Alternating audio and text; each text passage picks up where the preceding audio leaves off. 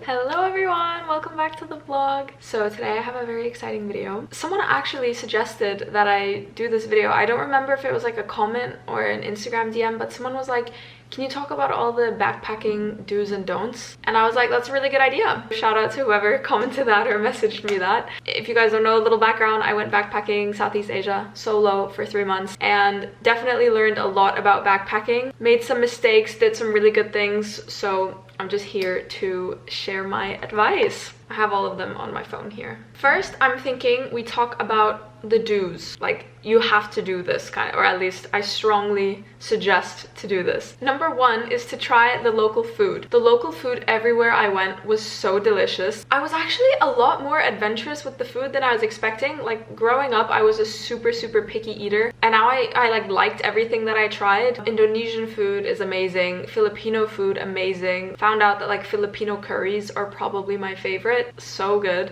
Maybe Thai curries, I don't know. All the Thai food, like all of it is just so delicious. Don't be scared of food poisoning. Like, as long as you're going somewhere that's clean, or at least like looks pretty clean, like you'll be fine. Next is always budget over. This is actually like so important. You never know how much money you're gonna spend, and I think it's just nice to have a bit of extra like cushion, not cushion, but like a bit of extra money in case there's something that you really want to do and you're in a place and it just like sucks to be somewhere and you can't do what you want to do because you don't have the budget for it. Obviously that's gonna happen sometimes, but always budget over. It is so worth it to have like a bit of extra money to do what you want to do, and you never know what's gonna happen. Like in Bali at one point I was so burnt out, I was like, I just need a hotel, and then it was nice to have the money for like a proper hotel to stay in for a few days. So yeah, do always budget over. Next, this quite possibly might be one of the most important ones, is do get travel insurance.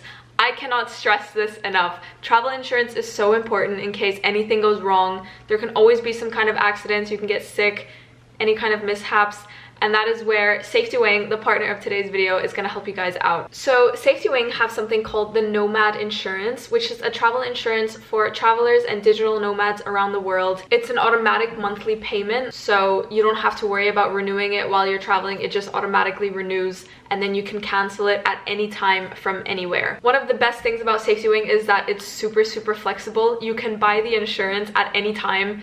Even if you forget to buy insurance, you can buy it like on your first day there, you can buy it on the plane, you can buy it from anywhere, and there is no pre-approval and no complex forms. It's super easy. One of the best things about them being flexible is that you don't even need to know which country you're going to or how long you're going for, which is great for backpackers because you always end up in like some different country and you never know how long you're going to be gone for. The Safety Wing Nomad Insurance has great features which covers any accidents or mishaps while traveling, such as lost luggage, COVID, mandatory quarantine, luggage delays, natural disasters, and personal liability up to $25,000 US. Also, another good thing for backpackers and digital nomads is it's super affordable, especially in comparison to other travel insurances. It's only $45 a month if you pay for it monthly. So if you would like to try out Safety Wing, you can click the link in my description and be sure that you have a reliable travel insurance next time you're traveling. Yet again, thank you so much to Safety Wing for partnering with me on this video. Next, another do that I have is to take pictures and videos of everything.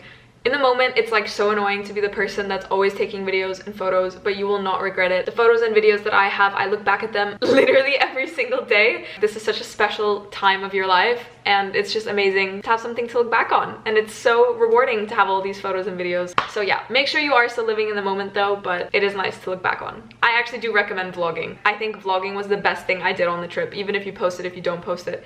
It is just so special to have. I would also say sorry, the grammar doesn't work in this format. Like, do be spontaneous. I don't know, you know what I mean. Be spontaneous while backpacking. Some of the best things I did came from being spontaneous. Even if something comes up and it's not the route or the plan that you had planned for, your spontaneous decision might be like the best thing ever. I made so many spontaneous decisions while I was traveling, and it created some of the best memories. Also, do remember to always sanitize or wash your hands before you eat anything, especially after touching money. You know how there's this whole thing about like Bali belly and like food poisoning and all this stuff? In my eyes, I have this idea that people don't wash their hands and don't sanitize their hands before they eat, and then they like touch their food, and then all the germs from your hands like gets in your mouth and stuff. That's just like this little trick that I did, and I didn't get like extremely sick. So always have hand sanitizer on you. Always sanitize your hands before eating. Super important. It's just like this random little thing, but it's actually like so important to do that. Do treat yourself. This is a once in a lifetime opportunity. If you want to do a little bit of shopping, do it. If you want to go out for like a little bit of a nicer meal, do it. Obviously, it all depends on your budget, but I say treat yourself. Like, this is the time for you to be selfish and do what you want to do. So even if like treating yourself means spending an entire day at the beach and not doing anything, like just do that. I just think self-care and treating yourself while traveling is just like so important. I treated myself to a couple of hotels, no regrets. Treat yourself. You deserve it. You're only backpacking this time of your life, so yeah. And for my last do, this is actually a really random piece of advice that I haven't seen anyone talk about, but it's something that I realized was really important, and that is to have some kind of hobby or goal or anything that you're working towards while backpacking. So for me, that was my YouTube, for example. So when I had free time, I would be editing, uploading a video, making the thumbnails, vlogging, all of that. It was just really nice to have a hobby on the side, so I felt like I was still being a little bit productive, because while you're traveling, you can easily just like get into this mindset of, oh, I'm just on holiday, and just like get lazy and stuff. And obviously being lazy is fine. So I just recommend having some kind of hobby. If that's like your Instagram, reading books, crocheting, drawing, listening to new music, if there's just like anything, I think it's just important to have something to do when you have free time, to avoid just scrolling on your phone all the time. And I haven't seen anyone talk about it, but I actually think it's so important, because if I didn't have like YouTube or reading while traveling, I think I would have just felt really unproductive. I don't know.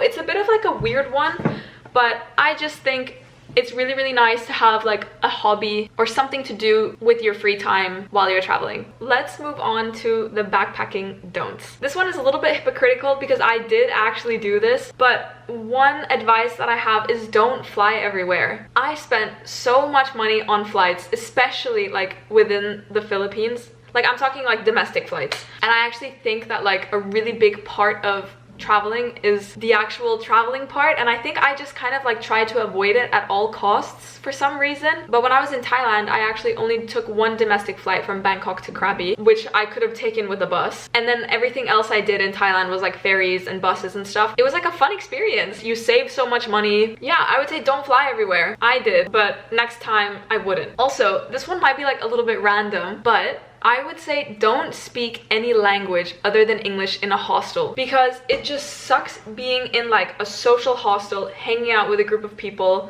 and they're all speaking a different language than English. Obviously, every once in a while when you meet someone from your home country and like they speak the same language as you, it's nice to like converse with someone in your home country language, but it's just a little bit like rude to other people around, I think. And I definitely experienced it when like other people were like talking a language that I didn't understand, and it's just like not the best experience. You just don't feel as welcome, and it doesn't create as nice of an environment as if like everyone was speaking the same language and you can join any conversation. It's just like, I don't like when hostels feel like cliquey, and when you're speaking a language that everyone doesn't understand, it does feel a little bit cliquey. It's just something to keep in mind, I think. Also, this is a big one, is don't compare yourself to people at home. This is obviously like way easier said than done, but all my friends are in uni. I was the only person on the other side of the world by myself, traveling around, and I think it's just important to realize that you're getting two different life experiences, and there's not one of them that's like better than the other. Also, don't get FOMO